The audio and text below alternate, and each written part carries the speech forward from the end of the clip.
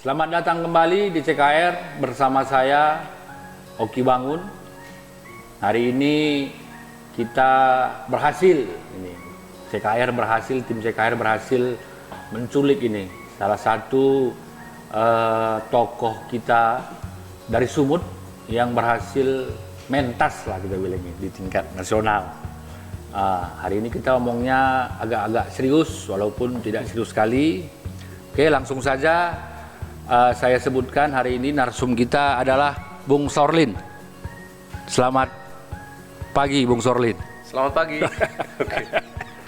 Bung Sorlin ini adalah salah satu komisioner di Komnas HAM, Komisi Nasional Hak Asasi Manusia. Secara karir Bung Sorlin ini berawal dari Sumut ya, baik sebagai akademisi maupun sebagai aktivis hukum, HAM, juga aktivis lingkungan ya, panjang sudah ini Bung ya. Kemudian juga dosen ya, akademisi di Darmagung ya Bung ya, Universitas Darmagung.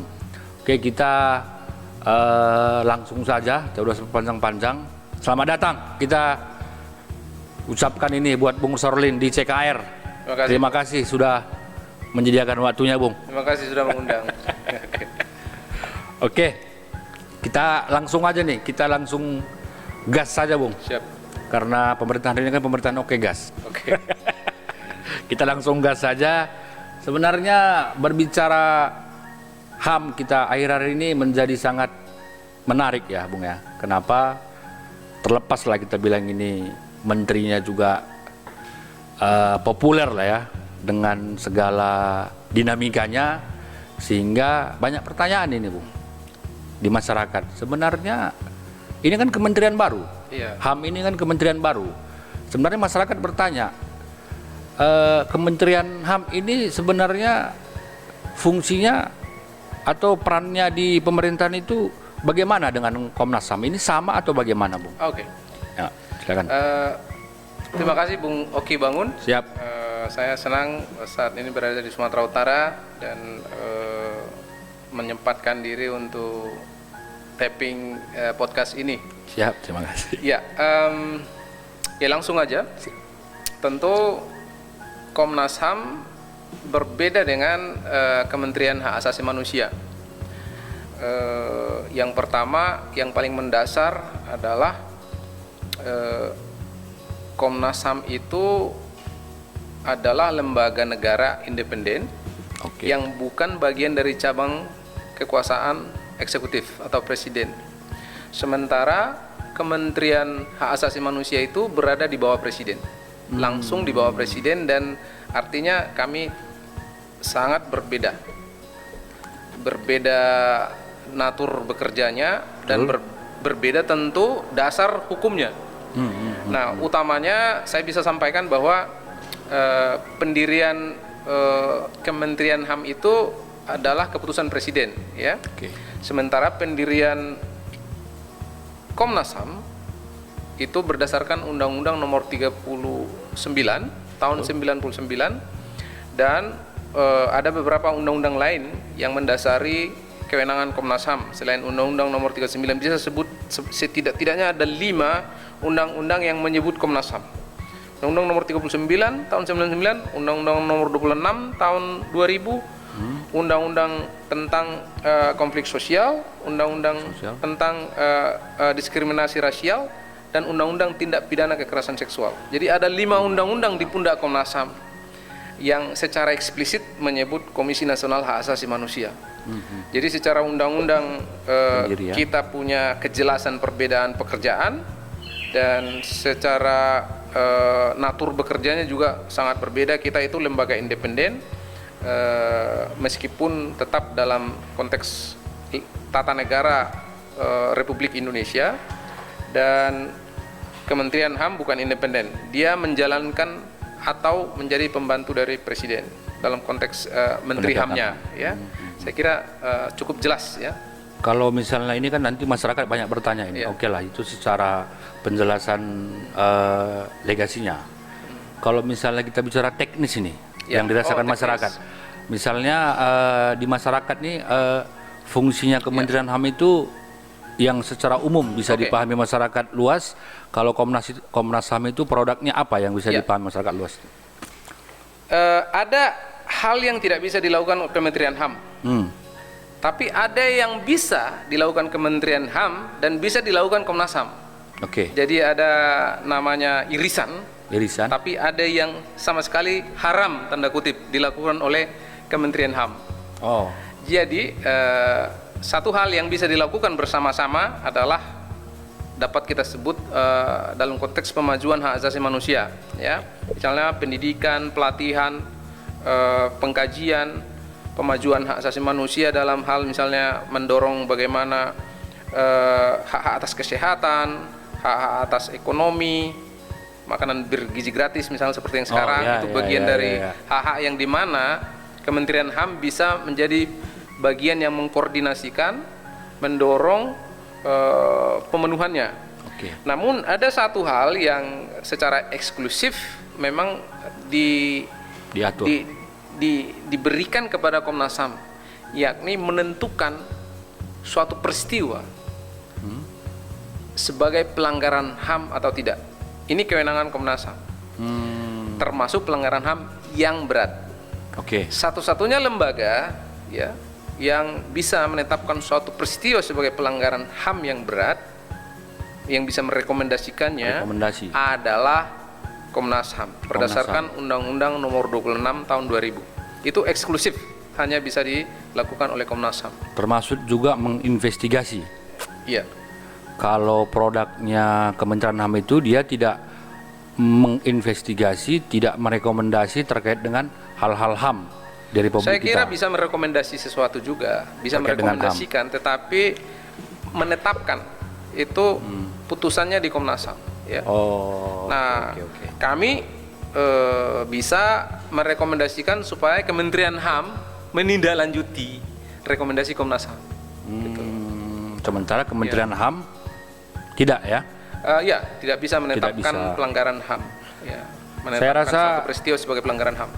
Penjelasan ini bisa menjadi manfaat lah buat masyarakat agar bahwasanya dengan adanya Kementerian HAM yang dibikin oleh Presiden kita itu mempunyai bidang kerja yang berbeda, ya.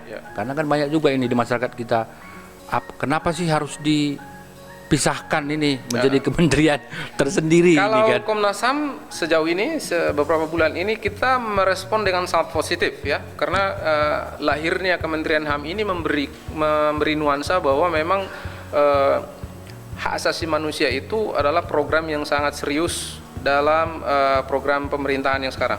Jadi ini pertama kalinya punya kementerian khusus, ya, untuk hak asasi manusia, dan itu kita apresiasi. Nah, sekarang tentu tugas selanjutnya adalah bagaimana kementerian ini bisa menjalankan tugas-tugasnya untuk melakukan pemenuhan HAM di Indonesia. Kemudian apa? Dengan adanya Kementerian HAM yang berdiri sendiri, ini kan kita bisa simpulkan bahwasanya pemerintahan Bapak Prabowo dengan wapresnya Pak Gibran ini kan serius dengan hal-hal yang terkait HAM di negara kita. Walaupun selama ini kan kita sering lihat ini kan, atau sering dengar pada saat kampanye itu justru Pak Presiden Prabowo diserang dengan isu-isu HAM seringkali. Tapi ketika dia menjadi presiden terpilih, ini memisahkan Kementerian Khusus HAM. Nah, kemudian hari ini sudah 100 hari ini Bapak Presiden kita menjalani tugasnya sebagai presiden. Nah, dalam kacamata Komnas HAM dalam 100 hari ini apa kira-kira yang terdeteksi lah sebagai kebijakan dari pemerintahan ini yang sangat positif dalam konteks penegakan HAM ini di Republik kita? Dalam terminologi pemenuhan HAM ada beberapa tahapan, gitu ya. Pertama, kalau ada komitmen, itu dianggap sebagai kemajuan. Lalu yang kedua, kalau ada kebijakan, itu juga dianggap tahapan kemajuan berikutnya. Kita belum menghitung implementasi, ya.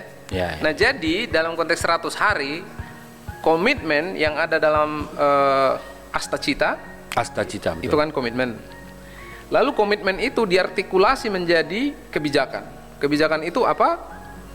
Lahirnya Kementerian HAM.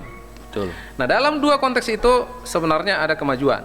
Kira-kira begitu. Keseriusan. Nah, progres pemenuhan HAM itu di berbagai belahan dunia juga bisa diukur sejak dalam komitmen dan kebijakan. Prakteknya bagaimana? Nah, tentu terlalu dini mengukur praktek ya, karena kita tahu Kementerian HAM sekarang juga lagi konsolidasi ya. Betul. Membangun sistem, ya. mengkonsolidasikan staf ya, mengkonsolidasikan tata kelola organisasi di seluruh Indonesia, termasuk anggaran dan seterusnya. Nah, kita akan lihat ya, saya kira terlalu dini kalau 100 hari mengukur kerja sebuah kementerian. Kita harus lihat mungkin setidak-tidaknya dalam 12 bulan ke depan. Artinya pemerintahan kita 365 hari kali 5. Kali 5 ya, 5 Ya, jadi kita tahun. harus beri kesempatan dan untuk menilai, saya kira terlalu dini menilai pekerjaannya. Tapi dari segi komitmen dan kebijakan, kita kasih nilai lulus lah. Lulus. Ya. lulus. Dan kita yakini ya pemerintahan hari ini. Oke. Saya rasa masyarakat, kita harap dapat gambaran yang yang sedikit merelaksisasi, karena akhir-akhir ini kan kalau Kementerian HAM-nya ngomong kan agak sedikit kontroversi. Kita berharap ini penjelasan Bung Saurlin terkait kerja-kerja HAM itu memberikan sebuah angin baru lah, bahwasanya negara kita tetap berkomitmen terhadap HAM.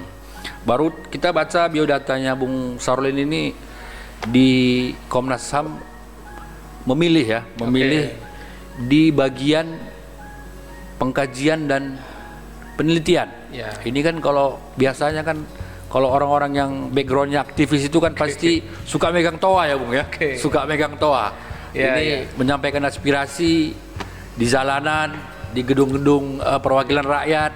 Tapi ketika menjadi seorang komisioner yang terkait dengan HAM, justru memilih bidang pengkajian dan penelitian yang notabene itu orang di belakang layar. Iya, Bung Oki. Coba bagaimana ini? Bung Oki, jarang orang menanya ini, dan ini pertanyaan bagus sekali. Dan ini jarang juga saya sampaikan. Siap. Saya cerita sedikit ya. Ketika terpilih jadi komisioner Komnas HAM, dari awal memang saya meniatkan diri untuk bekerja di dapur Komnas HAM, bernama kajian. Di dapur Komnas HAM. Dan believe it or not, kajian adalah dari periode ke periode bidang yang tidak pernah dipilih.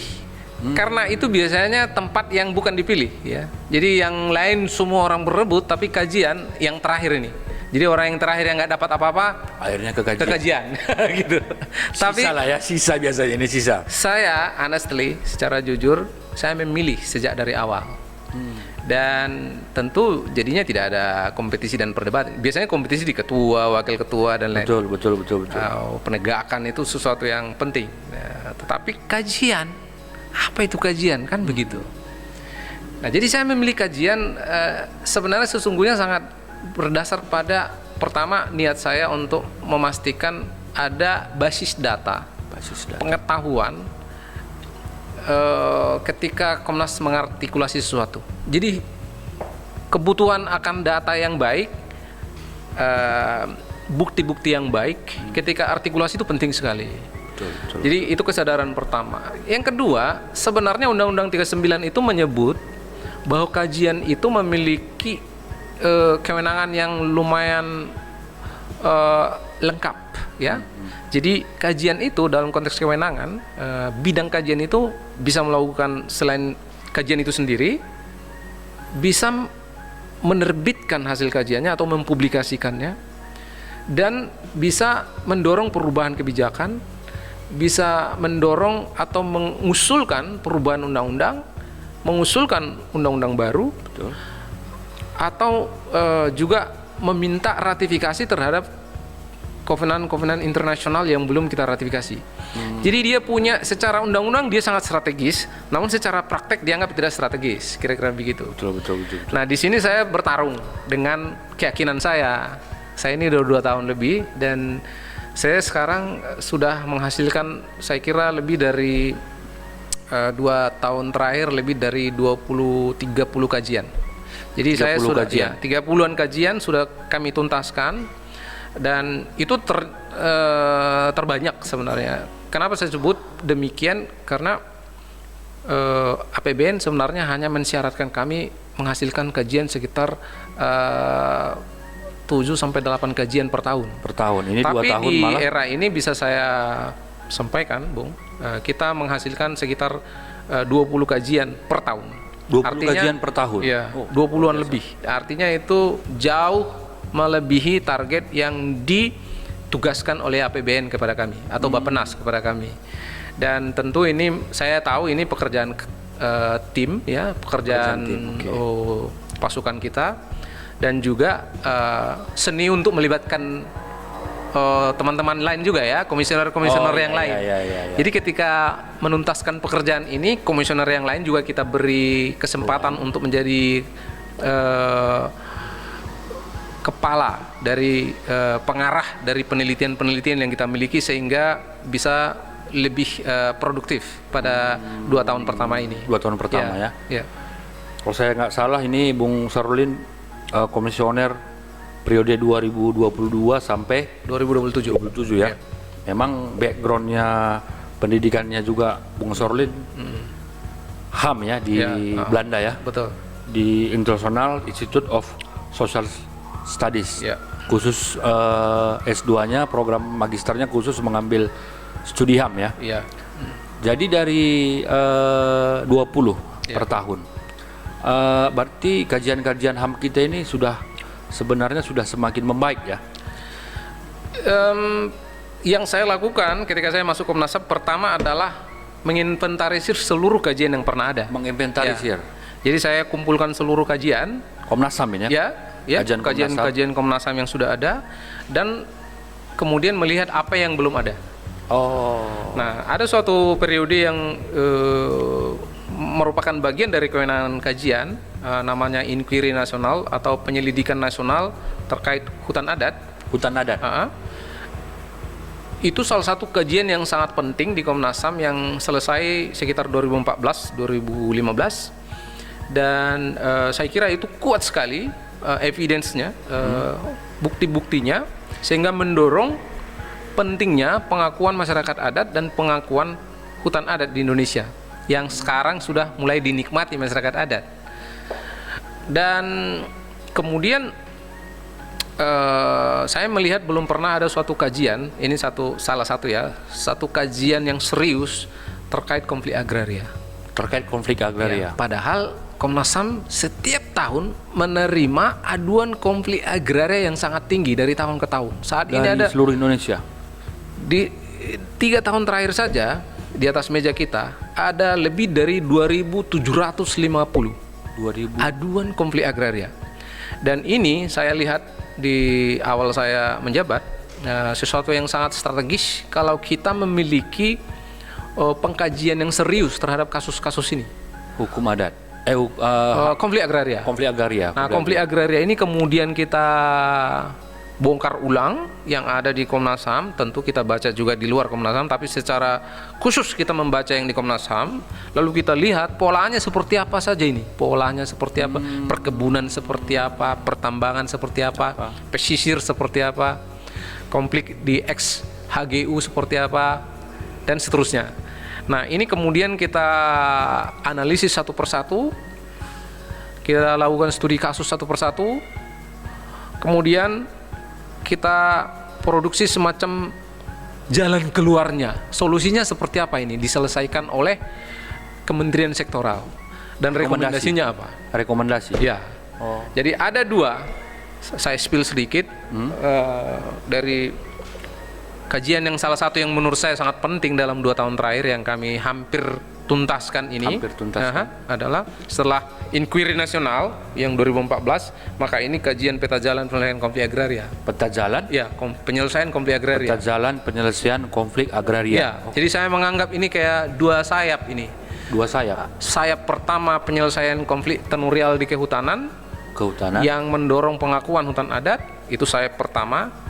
Lalu penyelesaian konflik agraria sayap yang kedua.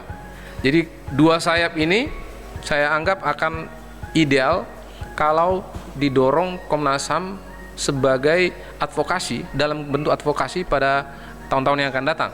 Sehingga kita udah punya resep untuk menyelesaikan berbagai kasus-kasus, tentu bukan oleh kita.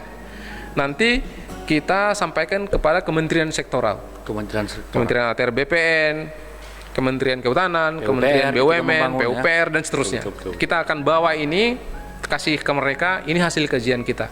Kajian yang serius. Apakah itu nanti diproyeksikan untuk menjadi sebuah undang-undang? Nah, spill berikutnya adalah peta jalan ini merekomendasikan perubahan setidak-tidaknya lebih dari 10 peraturan perundang-undangan. Oh, 10. Lebih dari 10 peraturan perundang-undangan perlu direvisi, ya. Karena ini hulunya di situ. Kami melihat konflik agraria ini kan ada hulunya. Hulunya ini adalah pentingnya revisi peraturan perundang-undangan yang belum berpihak pada penyelesaian konflik agraria itu sendiri. Oleh karena itu kami meminta dalam dokumen ini lebih dari 10 peraturan perundang-undangan perlu direvisi dulu. Kalau ini dia peraturannya tumpang tindih atau saling bertentangan. Ada yang tumpang tindih, ada yang belum lengkap, ya. Ada yang tidak sesuai dengan penyelesaian konflik agraria yang berkeadilan dan berbasis hak asasi manusia. Nah, di sini kita berikan alasannya semua, apa pasal mana yang harus dirubah. Betul. Ini akan kita kerjakan tahun ini. Tahun ini. Itu, ya, Bung Oki. Kalau kita berbicara Pancasila ini, Bung. Ya. Apalagi kalau kita kait dengan nasta-cita di programnya Pak Prabowo. Demokrasi yang pasal kelima, artinya keadilan sosial bagi seluruh rakyat Indonesia. Ini kan kalau kita berbicara keadilan sosial terkait dengan demokrasi ini kan, kalau demokrasi politik kan semua masyarakat sudah punya hak yang sama ini. One man one vote katanya dalam pemilu langsung kan. Tapi terkait dengan demokrasi ekonomi ini kan bahasa ideologisnya ini biasanya kan tidak terdistribusi dengan sama peluang-peluang ekonomi bagi setiap rakyat Indonesia. Otomatis salah satunya ya sumber daya ekonomi itu selain akses pekerjaan misalnya, tentunya akses terhadap alat produksi ya, Bung ya, tanah ya. Nah, kita ngelihat bahwasanya penting bagaimana peta penyelesaian konflik agraria di Indonesia. Nah, jadi saya juga jadi teringat tadi bahwasanya Bung Saurlin ini juga memang mantan aktivis hutan ya di Sumut ya, Bung. Apa nama lembaganya? Ya, bisa dibilang seperti itulah. Saya pernah di Walhi, kemudian Hutan Raya Institute, ya. Di Hutan Institute ya. Di Bakumsu. Di Bakumsu ya. Jadi sudah sering ini berkonflik dengan mendampingi ya, pendampingan terhadap konflik-konflik agraria ya. Nah, ini bagusnya kita agak geser sedikit ini, Bung. Iya. Pulang ke kampung lah gitu. Pulang ke kampung namanya kan. Sudah pasti sebelum muncul di pentas nasional sudah banyak berkutat ini di pendampingan masyarakat di Sumatera Utara. Hari ini sudah di nasional. Nah, dalam kacamata nasional ini Bung Saurlin sebagai komisioner Komnas HAM, bagaimana Bung melihat dengan yang dijelaskan tadi terkait dengan konflik agraria di Sumut? Tapi dalam kacamata sebagai ini kan Bung sudah di pentas nasional, berbeda pasti cara pandangnya ya. Bung Oki, saya ingin informasikan sedikit lah ya. Sebenarnya banyak teman-teman juga kurang mengikuti bahwa sebenarnya sebelum masuk Komnas HAM 10 tahun saya membantu organisasi-organisasi internasional ya sampai 2022 ya. 2022. Jadi sejak 2012 persisnya. Nah, saya bekerja untuk berbagai lembaga internasional yang terkait dengan lingkungan hidup, terkait dengan iklim, terkait dengan pertanahan, dan kemudian terkait dengan pembangunan infrastruktur di Indonesia. Nah, jadi pengalaman internasional ini selama kurang lebih 10 tahun sebenarnya memberi pengetahuan yang cukup buat saya untuk membandingkan ya seperti apa sih perkembangan hak asasi manusia di dunia dan di Asia dan juga secara khusus misalnya di negara-negara tetangga kita ya. Dan kemudian dalam konteks itu saya kemudian memilih Komnas HAM sebagai wilayah pelayanan baru sejak 2022. Jadi saya tadi Bung sampaikan saya dari Sumut, benar saya dari Sumut, tetapi bersamaan dengan waktu tadi saya membantu banyak lembaga internasional yang membuat saya punya kesempatan mengunjungi berbagai negara di dunia untuk melihat situasi HAM di berbagai negara ya. Nah,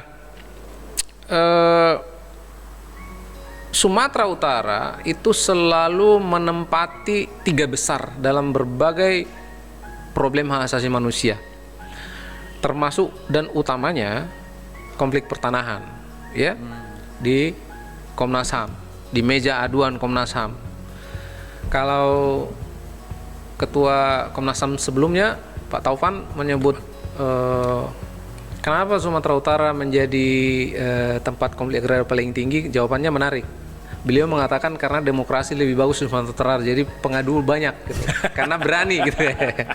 Bang Taufan mengatakan itu ya. Kalau kita cek jejak digitalnya begitu ya. Ya memang karena Sumatera Utara orang outspoken ya. Outspoken. Jadi orang ngomong langsung, terbuka, belak-belakan dan mengadu berani gitu ya.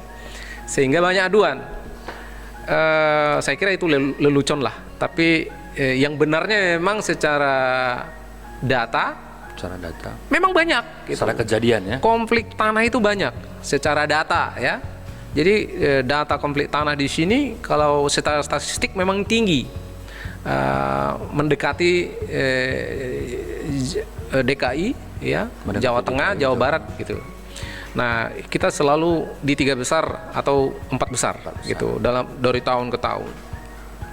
Nah, ini tidak sulit menemukan jawabannya sebenarnya kenapa ya, karena memang Sumatera Utara adalah sejarah kapitalisme di Indonesia ya. Betul. Kita tahu kalau kapitalisme sejak awal masuk maka di sana akan terjadi konflik dengan masyarakat lokal, sehingga itu yang terjadi di Sumatera Utara. Kita tahu paling banyak itu konflik perkebunan ya, perkebunan, kemudian belakangan tambang ya di pegunungan ya di Sumatera Selatan dan di Dairi ya.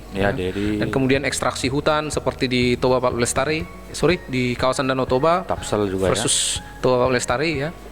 Dan kemudian diikuti sekarang kasus-kasus yang terkait dengan kekerasan, penggusuran, kriminalisasi dan seterusnya karena pembangunan infrastruktur besar-besaran di Sumatera Utara. Nah, ini akan terus-menerus terjadi karena memang belum ada solusi yang permanen ya, bagaimana konflik agraria bisa diselesaikan sejak dari akar yang saya sampaikan tadi. Jadi dengan dasar keyakinan itu, seperti yang saya sampaikan tadi, kita membuat peta jalan ya. Kami berharap dengan peta jalan ini termasuk Sumatera Utara bisa menemukan akar persoalannya dan bisa diselesaikan oleh kementerian sektoral dan pemerintah daerah nantinya. Begitu. Mengenai peta jalan penyelesaian konflik agraria tadi, ini kan pasti kita berkoordinasi lah, artinya bermitra dengan kementerian-kementerian sektoral. Sejauh ini 2 tahun lah setelah 2 tahun menjalankan tugas di Komnas HAM, terkait dengan penelitian-penelitian dan rekomendasi-rekomendasi apa sudah dilakukan? Tawaran atau mungkin komunikasi lah terkait dengan peta penyelesaian konflik agraria tadi dengan kementerian-kementerian sektoral. Iya, saya mungkin belum bisa mengatakan dokumen ini sudah berdampak ya, karena masih penyelesaian ya, mungkin bulan-bulan ini akan selesai ya pada semester 1 tahun ini. Namun dalam konteks rekomendasi, banyak rekomendasi kita yang berdampak luas kepada masyarakat ya.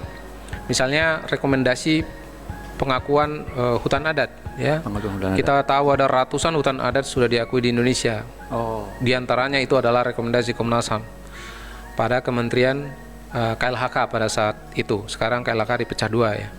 Nah, jadi banyak rekomendasi kita yang sebenarnya berdampak luas ya. Tetapi banyak juga rekomendasi kita yang tentunya belum didengar. Betul. Banyak problemnya ini. Ongoing lah ya. Bisa karena rekomendasinya memang tidak diingat-ingatkan, jadi lupa. Atau rekomendasi itu tidak disampaikan Komnas HAM kepada para pihak, gitu. Secara lembaga. Iya, jadi saya kira tugas ke depan adalah perlu kita, maksudnya Komnas HAM, untuk melihat keseluruhan rekomendasi ini sejak kita ada, kalau bisa kita bongkar kembali sampai sekarang, supaya kita tidak menyampaikan rekomendasi itu berulang gitu. Kalau sudah ada rekomendasi itu aja rekomendasi yang kembali kita artikulasi kepada kementerian sektoral. Karena Komnas HAM itu kan sebenarnya lembaga rekomendator ya, yang bisa menyelesaikan masalah adalah kementerian sektoral. Saya beri contoh misalnya ATR BPN. Eksekutor. Kalau masalah itu selesai adalah kalau sertifikat keluar kan Komnas HAM nggak ngeluarin sertifikat tanah, yang ngeluarkan ke ATR BPN ya, gitu. betul, Nah betul. jadi laut kita juga dikasih surat. Ya bukan itu. Tapi maksud saya kita hanya bisa merekomendasikan dan memberi pandangan dan peta gitu. Begini loh menyelesaikannya. Alurnya, ini loh yang tidak melanggar hak asasi, begini loh gitu. Nah jadi macam-macam rekomendasi kita. Bisa rekomendasi kita revisi tata batas hutan, bisa revisi HGU, bisa cabut HGU, macam-macam gitu. Jadi ini semua ada dalam pilihan-pilihan yang dikasih, pilihan-pilihan ini nanti penelitian. kita anggap menjadi resep menyelesaikan konflik agraria di Indonesia berbasis hak asasi manusia. Saya rasa keadaan-keadaan CKR sekalian, hari ini di publik kita sebenarnya bukan kehausan ya, tapi akhir-akhir ini kita jarang mendengar tokoh-tokoh publik yang berbicara sesuai dengan bidang lingkup kerjanya yang sangat rigid ya. Artinya jabatan yang dia pegang itu dia pahami duduk persoalannya. Ini kan banyak akhir-akhir ini kita lihat mengeluarkan kebijakan-kebijakan tapi malah menjadi kontroversi di masyarakat.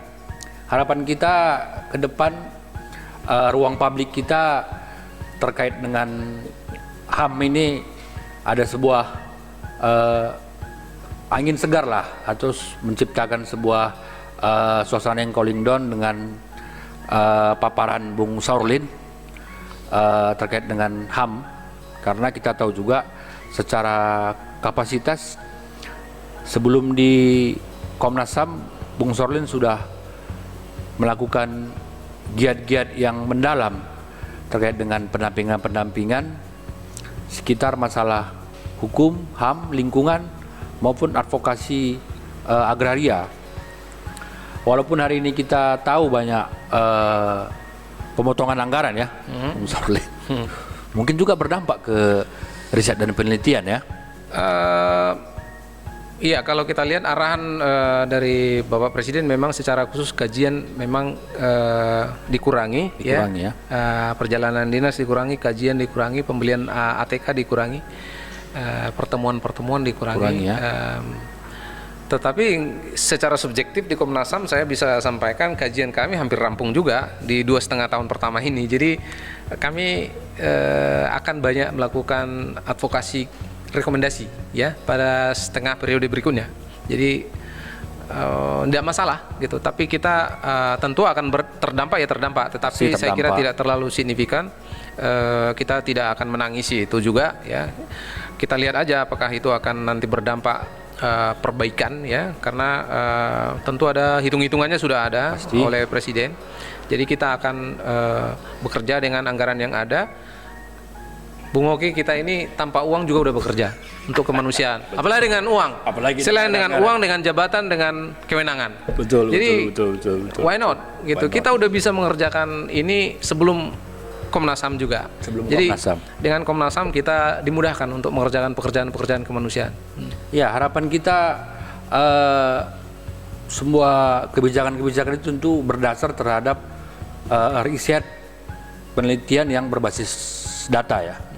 Kita apresiasi Bung Saurlin di Komnas HAM melakukan penelitian, memilih konsen ya di bidang kajian dan penelitian yang memang kita harus akui banyak kebijakan kita memang akhir-akhir ini tidak berbasis kepada riset data. Harapan kita ke depan ruang publik kita sedikit ternyamankan. Keadaan CKR ini enggak lagi bikin podcast ini gimana ini gimana. Harapan kita penegakan HAM, kerja-kerja Republik kita baik oleh Kementerian HAM maupun Komnas HAM di penegakan HAM itu menjadi sebuah angin segar lah di pemerintahan 5 tahun ke depan. Paling tidak di periodenya Bung Sorlin 2002-2027 bisa menghasilkan 20, berarti kurang lebih bisa sampai 100 sampai 120 ini ya Bung Sorlin penelitian. Ini kita ucapkan apresiasi, semoga tetap konsisten, tetap berdikjaya lah istilahnya dalam menjalankan tugas-tugasnya Bung Sorlin. Juga kami juga dari tim CKR mengucapkan terima kasih sudah mau mampir ini ke podcast kita. Walaupun ini masih awal, kita selalu doakan yang terbaik. Semoga dalam melaksanakan tugas-tugasnya di Komnas HAM diberkati dan diberi kemudahan. Terima kasih Bung. Untuk kemaslahatan negara kita juga. Dan tim CKR kabarnya udah menyiapkan durian ini. Durian. Oh iya. Medan, Bung. Medan tanpa durian tidak Medan namanya. Jadi harus dengan durian. Cocok Komnas HAM? Siap. Cocok Komnas HAM? Cocok.